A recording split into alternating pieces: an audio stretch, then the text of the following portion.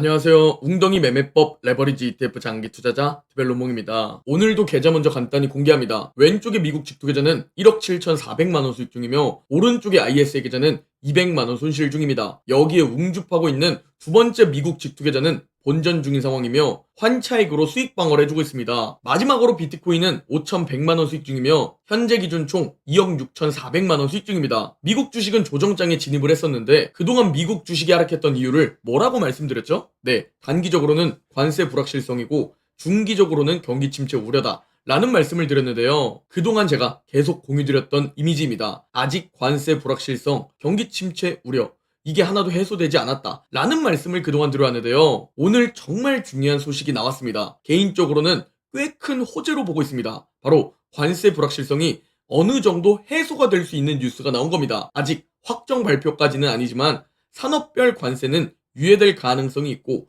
상호 관세는 일명 더티 15로 불리는 국가들에게 집중할 것이다 라는 발표가 나온 겁니다. 좀 더 자세히 내용을 살펴보면 자동차, 제약, 반도체와 같은 특정 산업에 대한 관세는 부과하지 않을 것이라고 미국 행정부 관계자 말을 이용한 월스트리트 저널 뉴스가 나온 겁니다. 또 그냥 상호 관세를 막 부과하는 게 아니라 미국과 지속적인 무역 불균형이 있는 나라들에게 상호 관세를 부과 집중할 것이다 라는 내용이 나온 겁니다. 그동안 25%에 25% 추가하겠다. 중국에는 10%에 10% 추가하겠다. 라면서 보복 관세로 불확실성을 막 키웠는데 생각보다 결국 관세는 약하게 될 가능성이 높아졌다. 즉, 그동안 협상을 위해 강하게 나온 것이다. 라는 스탠스를 유추해 볼 수 있습니다. 이로써 관세 불확실성이 해소되려는 움직임이 있다. 라고 이해해 주시면 될 것 같습니다. 또한 중기적인 관점에서 경기 침체 우려가 생겨났었는데 최근 파월은 경기 침체 가능성에 대해 일축시켰고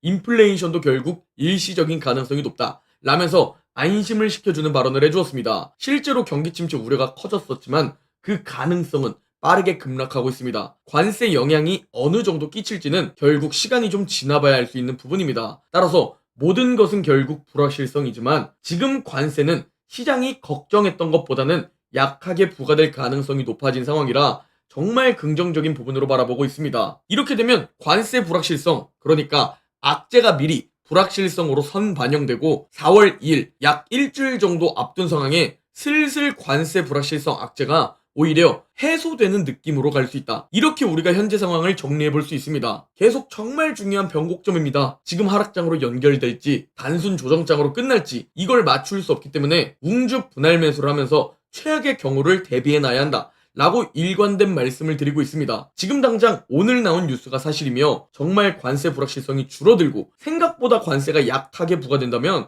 단순 조정장으로 끝날 가능성이 높아집니다. 그러니 우리는 항상 긍정적인 마인드로 좋은 자산을 팔지 말고 계속 보유하며 웅덩이에서 모아가는 것이 최고라는 점 다시 한번 말씀드립니다. 자, 그리고 오랜만에 비트코인 이야기입니다. 이번에 마이너스 30%까지 하락했던 비트코인이죠. 그리고 약 5개월 정도 박스권을 보여주고 있는데요. 다들 하락장에 초입이라며 개미들은 결국 대부분 떨어져 나갔습니다. 자, 여러분이 극소수 세력이라고 생각해보세요. 개미들이 다 매달려 있는데 이거 지금 상승시키겠습니까? 반대로 마이너스 30% 하락으로 공포를 심어주고 5개월 동안 하락 추세를 보여주면서 마치 하락장이 시작된 것처럼 보여서 지쳐 떨어지게 만들어야 비로소 상승을 시키는 구조라는 겁니다. 대다수들은 이번에 결국 다 털려나갔을 겁니다. 그러나 전 그냥 계속 보유했습니다. 여전히 마지막 상승 랠리는 남아있다 라는 관점을 가지고 개미들 모두 털려나갈 때 인내하며 기다렸습니다. 그리고 아직도 그 뷰를 유지하고 있으며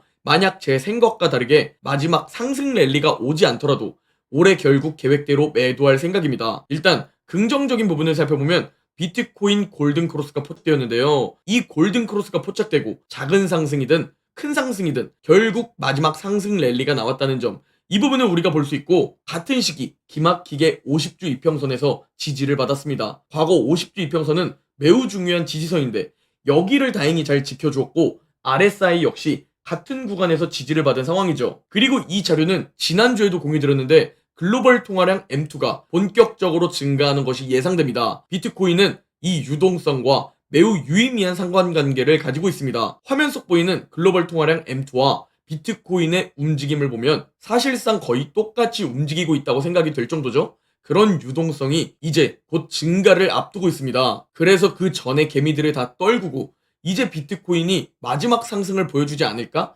라는 제 개인적인 생각을 가지고 있습니다. 그리고 여러 공통된 지표들, 예를 들면 극단적인 공포 구간, 악플이 달리는 인간 지표, 개인 투자자들의 심리, 맥드 골든 크로스, RSI 과매도, 불리시 퍼센트 인덱스 과매도 등 모든 지표들이 웅줍을 가리킬 때, 안전 마진이 확보된 자리를 알려줄 때 최저점은 아닐 수 있지만 우리는 현재 기준 웅덩이 최저점인 3월 15일 금요일 최저점에서 오늘부터 비중을 높여도 된다 라고 멤버십 텔레그램에서 말씀드렸습니다. 그리고 3월 17일 월요일 최저점에서도 역시나 지금 슬슬 비중을 실어도 괜찮은 지점 중 하나라고 보고 있다. 만약 지금 비중을 늘리고 싶다면 절대 몰빵 매수는 안 되고 평소보다 좀 더 늘리셔도 되는 지점이다 라는 자료를 실시간으로 공유드렸습니다. 그리고 3월 18일 화요일에도 가장 좋은 매수 타이밍일 때 너무 좋은 웅줍 타이밍으로 보고 있다. 솔직히 좀 더 지속될 것 같은 마음이 있지만 그럼에도 불구하고 안전마진과 기회비용, 확률적인 측면에서 봤을 때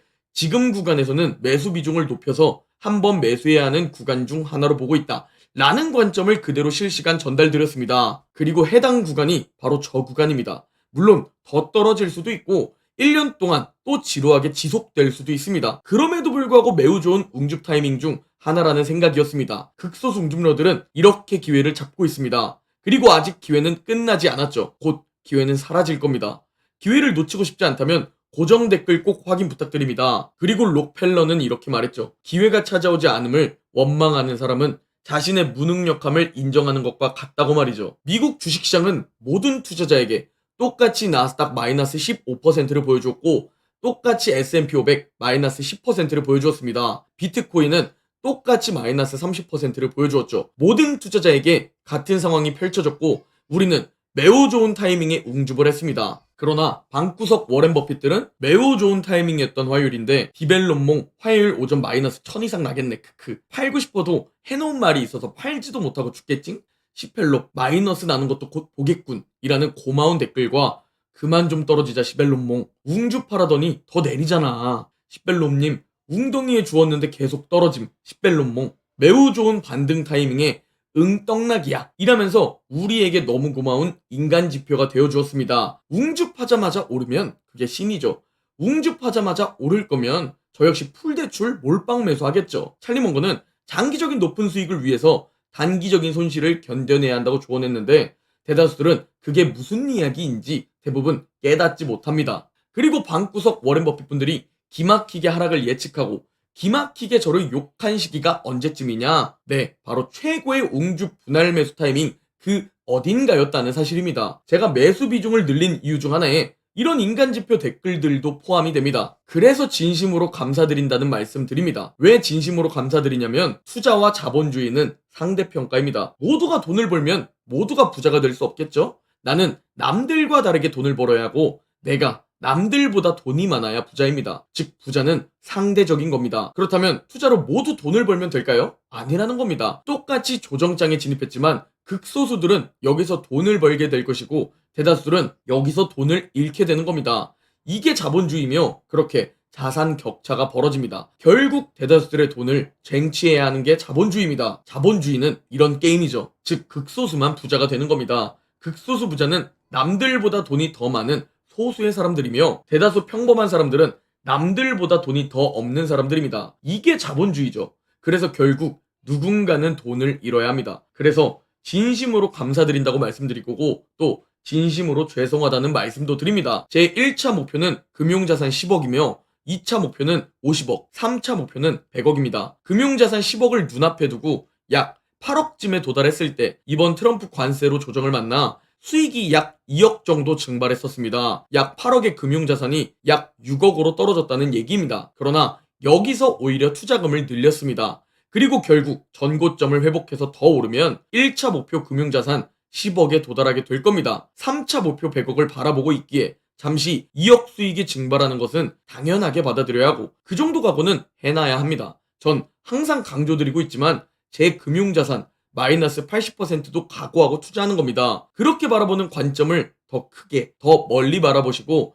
지금의 일보 후퇴를 오히려 기회로 활용하는 사람이 되기를 바랍니다. 2021년에도 말씀드렸고 2022년에도 말씀드렸고 2023년, 2024년에도 같은 말씀 드렸습니다. 결국 1000명 중 999명은 떨어져 나갈 거라고. 제 구독자분들이 약 10만 명이시니 약 100명 정도만 결국 살아남게 될 겁니다. 제가 직접 매도하지 않고 매수하는 모습, 그리고 자산 불리는 모습 끝까지 다 보여드리고 있으니 저와 함께 끝까지 가보시죠. 오늘 영상은 여기까지입니다. 제 영상이 도움이 되셨다면 구독, 좋아요, 댓글, 알림 설정 부탁드립니다. 그럼 다음 영상에서 뵙겠습니다.